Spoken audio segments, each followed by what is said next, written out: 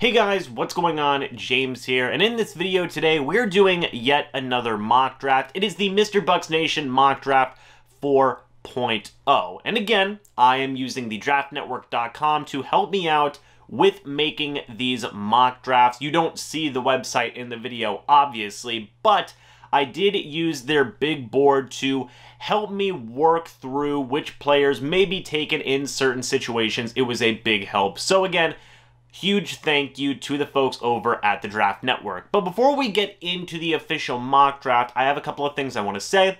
Number one is I'm going to be using the community tab more on the YouTube channel. You guys might have seen me use it very recently in regards to wishing Derek Brooks a happy birthday, but I will be using it more for polling, getting your guys' thoughts and opinions on a lot of different topics, and just sharing my overall thoughts and opinions, and just communicating more with you guys. I feel that that is going to be a very important thing to help us grow even closer together already. But second is this. I am doing this mock draft today on Monday. I will have another mock draft coming out a couple of days later, probably on Thursday, and then I will have my final mock draft coming out just a few days before the NFL draft. So we have 3 more mock drafts. I am still keeping up the trend of trying to select different players in each mock draft, which was not an easy thing to do. But with all that being said, let's get into the mock draft that we have for today. Now, round 1 for the Tampa Bay Buccaneers, pick number 32, I have them selecting Gregory Rosseau, edge defender out of Miami. 6'5", 260 pounds. This one may come off as a reach for some people. I could see some people saying, whoa, Gregory Rosseau, yes, he's got the athleticism, yes, he's got the ability, but this may be a bit of a reach. In my opinion, I don't know necessarily if it is. I really do think that Gregory Rosseau could be one of the sleeper edge defenders in this entire NFL draft. He could end up being the best edge defender in this entire NFL draft when everything is said and done. I really do trust in his ability. I trust in his athleticism. I feel like if he were to join the Tampa Bay Buccaneers, he wouldn't be rushed into a role right away. He would be a rotational pass rusher with Shaq Barrett, with Jason Pierre-Paul, with Anthony Nelson, among others. And it's a scheme fit that is perfect. Whenever you look at the analysis on Gregory Rosseau, you see that a 3-4 defense, a pass rushing type of role for him to start off his career, is what suits him best. And I think that he would definitely have those opportunities for the Tampa Bay Buccaneers right away. You know, he would rotate in right away with Shaq Barrett, with Jason Pierre-Paul, get pass rushing opportunities when they are there. And I think that overall it would be extremely beneficial for the Tampa Bay Buccaneers defense. So, round 1, pick 32, I have the Tampa Bay Buccaneers selecting Gregory Rosseau, edge defender out of Miami. Round 2, I have them selecting an interior defensive lineman, specifically Milton Williams out of Louisiana Tech, 6'4", 284 pounds. I'm continuing the trend in this mock draft for selecting defenders early, which I've been doing in a lot of my mock drafts, because whenever you break it down, the Tampa Bay Buccaneers really don't have a lot of depth concerns in any positional group. Edge defender, that's one that a lot of people have identified. They just addressed that with the Gregory Rosseau pick. After that, it gets a lot more of just taking the best player available types of situations. And in my opinion, Milton Williams, I think that he could be a very solid, at first, depth defensive lineman, and then later on, starting defensive lineman. Some people might say he's a little bit undersized at 284 pounds. I think that it wouldn't be that much of a problem for him to add on a little bit of weight and then fit right in to what Todd Bowles does on the defensive side of the football. I think that it would be phenomenal depth, which would eventually lead into starting opportunities, be it because of the retirement of Ndamukong Suh, or maybe they eventually have to move on from William Golston. Whatever that reasoning may be, Milton Williams would be a guy, much like Gregory Rosseau, who doesn't start off his career as a starter for the Tampa Bay Buccaneers, but would eventually work into that role. So, round 2, pick number 64, I have the Tampa Bay Buccaneers selecting Milton Williams, interior defensive lineman out of Louisiana Tech.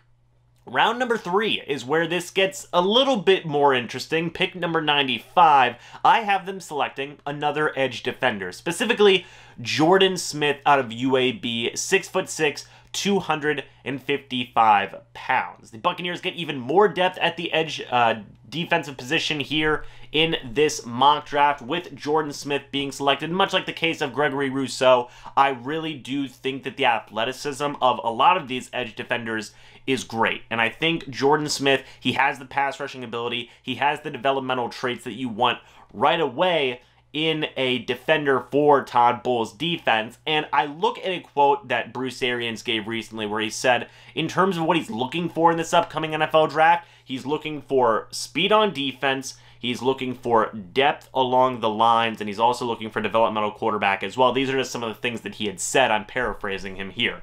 But with these first 3 picks, you get a couple of those things checked off the list. You get speed on defense with 2 edge defenders who have insane athleticism.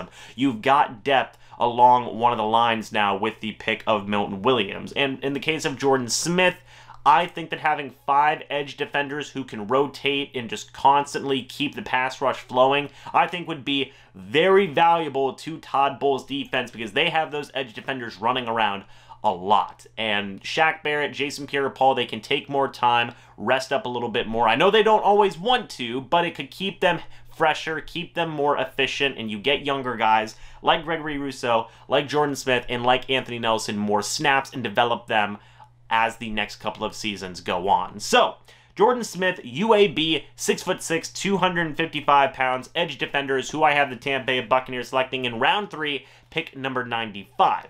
Moving on to round 4, pick number 137. This is where things get interesting. I have them selecting Jamie Newman, quarterback out of Wake Forest, 6'3", 235 pounds. I do have the Tampa Bay Buccaneers selecting a developmental quarterback in the middle rounds. And I know I've been all over the place with the Tampa Bay Buccaneers selecting quarterbacks. I've had them selecting them as early as the 2nd round. I've had them selecting them as late as the 7th round. But in this instance, I'm right in the middle. 4th round quarterback here, Jamie Newman.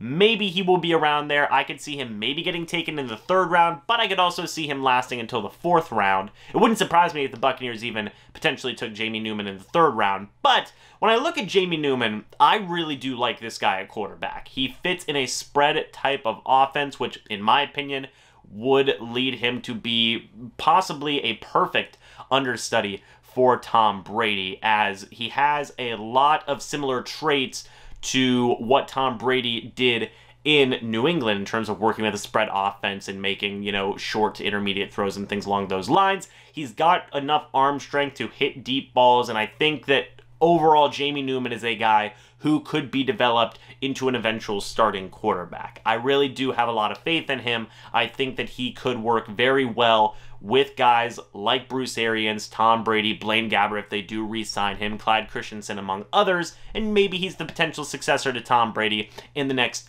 3 years. But with that being said, Jamie Newman, the Buccaneers do get their developmental quarterback here. He is the 4th round draft pick at pick 137. Round 5, I have the Tampa Bay Buccaneers selecting Trey Hill, interior offensive lineman out of Georgia, 6'3", 330 pounds. He mainly played center, or at least that is what he's projected to play in the NFL. This one makes a lot of sense because right now as it stands, Alex Kappa has an expiring contract.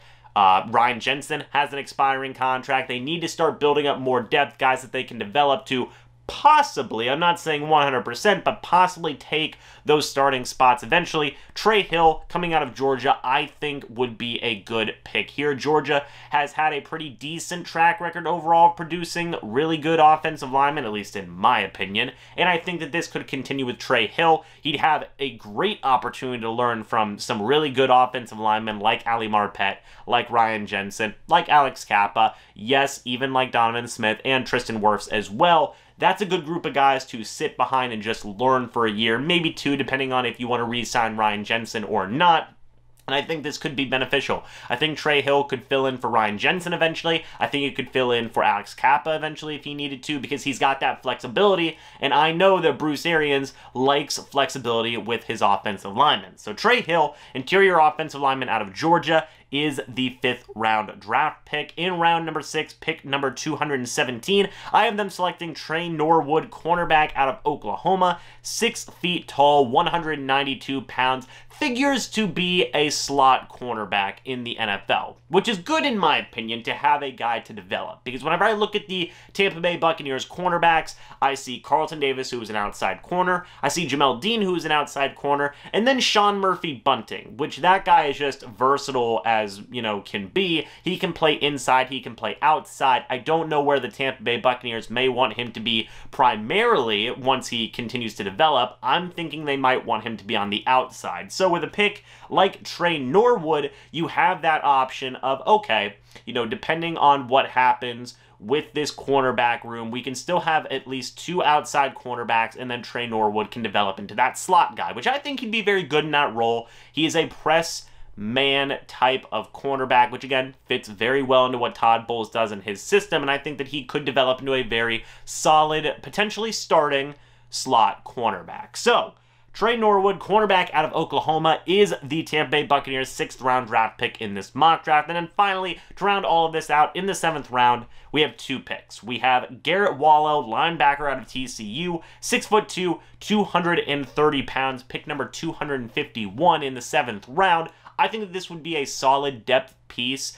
I think that Garrett Wallow can be very good as a special teams player, really good as a special teams player even. And I think that he'd be a solid backup middle linebacker to have on the team as well. And the Buccaneers, you can never have enough linebacker depth. They have a good group of linebackers already, but you could always add to that and continue to grow and develop some of these younger players. So Garrett Wallow, linebacker, TCU, is the first 7th round pick. And then for the second 7th round pick, I have them selecting Nick Pickett, safety out of Oregon, 6'1", 198 pounds, 259 is the pick. And this again is improving on special teams. I think that we saw last year that in terms of kickoff coverage and punt coverage, the Tampa Bay Buccaneers struggled in certain situations. So I think getting a couple of really solid special teams players could benefit the Buccaneers a lot, even in, you know, indirect ways, you know, ways that people might not even notice right away, but still, these guys could have a huge impact on the special teams game.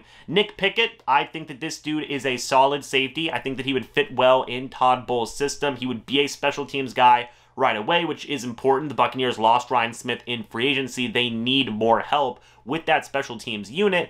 And Nick Pickett's a hard-hitting dude, which I really do like the Tampa Bay Buccaneers safeties. Jordan Whitehead's an absolute monster of a hitting safety. I mean, he hit so hard he hurt his own shoulder, for goodness sakes. Antoine Winfield Jr., I think, can hit very hard as well, but you can never have enough hard-hitting safeties, and I think the Buccaneers could get that in Nick Pickett. And they just lost Andrew Adams in free agency. They need a little bit of safety depth anyway, and Pickett could also play a role in that as well. So with that being said, guys, that is it for this mock draft. Overall, I think that it was a good mock draft to address what remains of the Tampa Bay Buccaneers needs, right? You see edge defender, yes, they could use a little bit of depth. You see interior defensive line, you know, they've made a lot of re-signings. They could still maybe use a little bit more depth. They could still use a developmental quarterback, as right now as it stands, Tom Brady's the only quarterback on the roster right now. I presume they will possibly bring back Blaine Gabbert, but you still need another quarterback there. You get a little bit of depth on the offensive line as well with Trey Hill. I'd be very excited for that pick. And you get a developmental slot cornerback in Tre Norwood, and you get some special teams help in linebacker Garrett Wallow and in safety Nick Pickett, who could also potentially eventually develop into strong backups as well. So overall, I was very satisfied with how this mock draft came out. Jamie Newman, I think, could be a very, very good pick for the Tampa Bay Buccaneers if it is made. I really do think he is a sleeper in this draft. I think he could develop into a very solid quarterback if he is in the right situation with the right people training him up. And I feel like the Tampa Bay Buccaneers would be that place to help cultivate the talent of Jamie Newman. But with all that being said, guys, again, just to recap, Gregory Rosseau, edge defender out of Miami, Milton Williams, interior defensive line out of Louisiana Tech, Jordan Smith, edge defender out of UAB, Jamie Newman, quarterback out of Wake Forest, Trey Hill, interior offensive lineman out of Georgia, then you have Tre Norwood, cornerback out of Oklahoma, Garrett Wallow, linebacker out of TCU, and then finally Nick Pickett, safety out of Oregon. those are the picks for this Tampa Bay Buccaneers mock draft. What do you guys think? Give me your thoughts down in the comments section below. Thank you guys so much for the support as always. It really does mean the world to me, and I will continue to grow and develop this community with the community tab here on the YouTube channel and just continuing to produce content. We can all hang out and talk about the Buccaneers together in a great way. But anyway, guys, thanks so much for watching this video. Hope y'all enjoyed. Now we'll see you all in the next video or the next live stream. But until then, and as always, guys, goodbye for now, and go Bucs.